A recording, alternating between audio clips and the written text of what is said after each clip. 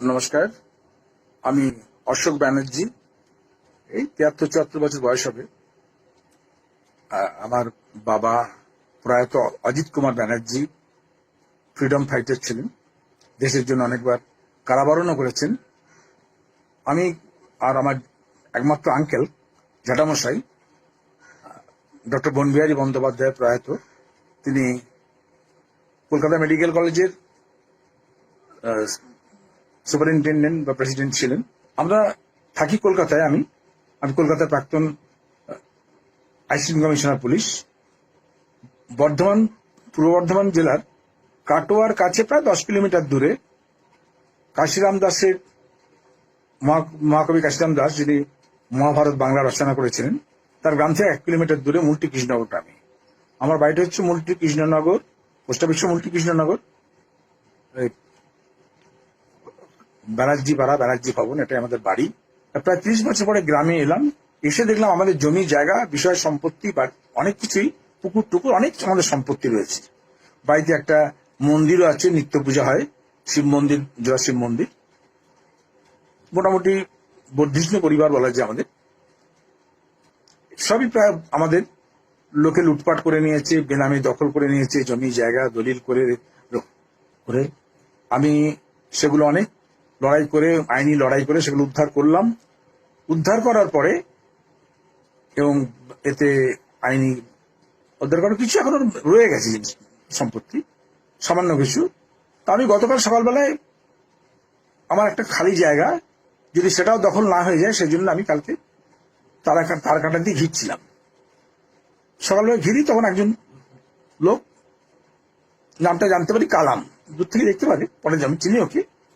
একজনকে বলছে কেন উনি এগুলো করছেন টরছেন অমুক তমুক।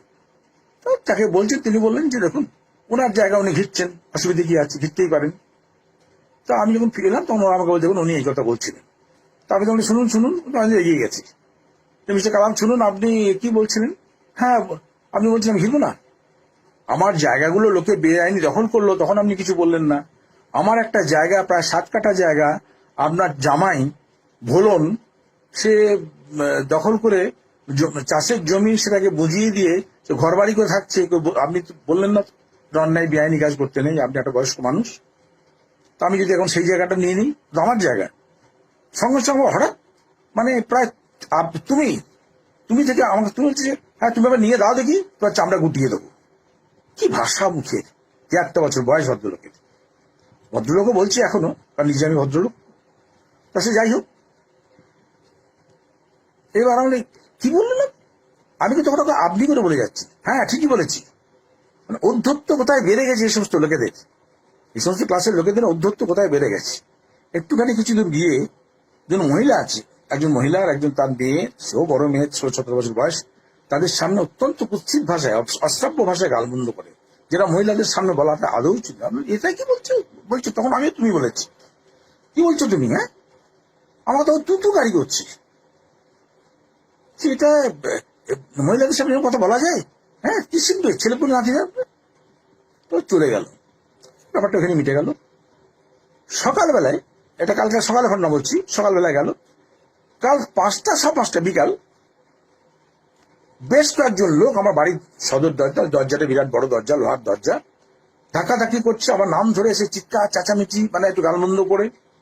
আমি বললাম দরজাটা, আমি কি ব্যাপার, আমার বাড়িতে আমি থাকি, আমার ছেলেমেয়েরা কেউ থাকে না, ছেলেমেয়েরা বিদেশে থাকে, ছেলে সিঙ্গাপুরে থাকে, মেয়ে আমেরিকাতে থাকে, আমরা থাকি মাঝে মাঝে। আমি অনেকদিন 30 বছর গ্রামে আসিনি, বললাম একটু আগে, অনেকদিন পরে এসেছি, ভালোই লাগছিল। তারপরে কলকাতার এখন যা কাউনার সেই ভয়ে কিছুটা আমরা আইসোলেটেড জায়গাতেই আছি আর কি। আমি সে আমার ওয়াইফ বললো তুমি দরজাটা খুলো না। একজন আমার দেওয়ালটা স্কেলিং করে জাস্ট পাঁচের টপকে বাড়ির মধ্যে ঢুকে পড়ে, দরজাটাতে তালা দেওয়া ছিল না, ছিটকানি দেওয়া ছিল, খুলে দিল।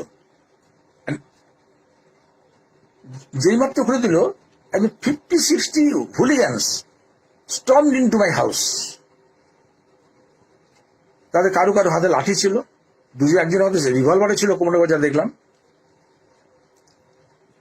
এবং আমাকে এসেই বলছে, এই এখানে অশোক কে আছে, অশোক, তো এরকম ভাবে। আমার বয়স 74 বছর।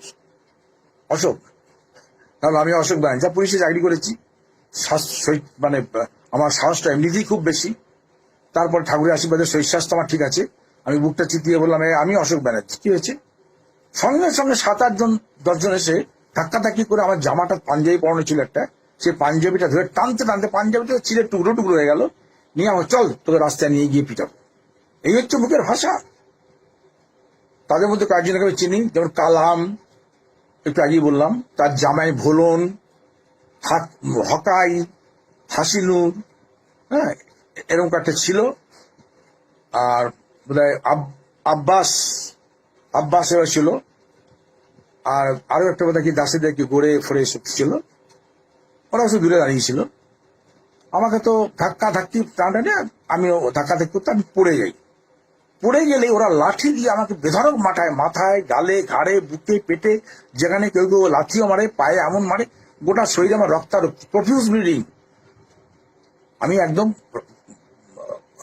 মানে প্রায় অজ্ঞান হয়ে যাবার মতো অবস্থা। তা ওরই মধ্যে আমি দাঁড়িয়েছি, উঠে দাঁড়িয়ে সপাটে একদিনের গালে চর। তারপর আরো কিছু বার আমার মাথায় ঘাটে পড়লো। আমার ওয়াইফ যখন আমাকে বাঁচাবার জন্য, রেস্কিউ করার জন্য আসেন, তাকেও ধাক্কাধাক্কি করা হয়, তাকে অসভ্য ভাষায় গালবন্ধ করা হয়, ধাক্কা দেওয়া হয়। এই দেখে আমার বাড়িতেই আমার যে থাকে একজন, হ্যাঁ, কেয়ারটেকার দেখাশোনা করেন, হ্যাঁ, তার ওয়াইফ, বছর কম বয়স, তার ছেলে আছে, অল্প বয়সী ছেলে, মাইনর বয়। তো সেই মহিলা, তার বছর 35-36 বছর বয়স হবে, দেখে তার জামা টামা ছিঁড়ে দিয়ে, বিবস্ত্র প্রায় করে দিয়ে, তাকে কুচ্ছিত ভাষায় রেপ করে দেবে, হ্যান্ড কানে সমস্ত বসে ও পড়ে গিয়ে প্রায় অজ্ঞানের মতো হয়েছে। এবং ইত্যবসরে আমার ওয়াইফের হাত থেকে মোবাইল ফোন ছিনতাই করে নেয়। ওরা ছিনতাই করে না, গলার হাতটা ধরে টানটানি করে, যাওয়ার সময় চেষ্টা করেছিল, পারেনি, ওরা আটকে দেয়, তাহলে হাতটা নিয়ে চলে যেত। এবং ওই মহিলা টুম্পা, ওর নাম, পড়ে গেলে প্রায় অজ্ঞানের মধ্যে, তখন ওরা দৌড়ে সব পালিয়েছে।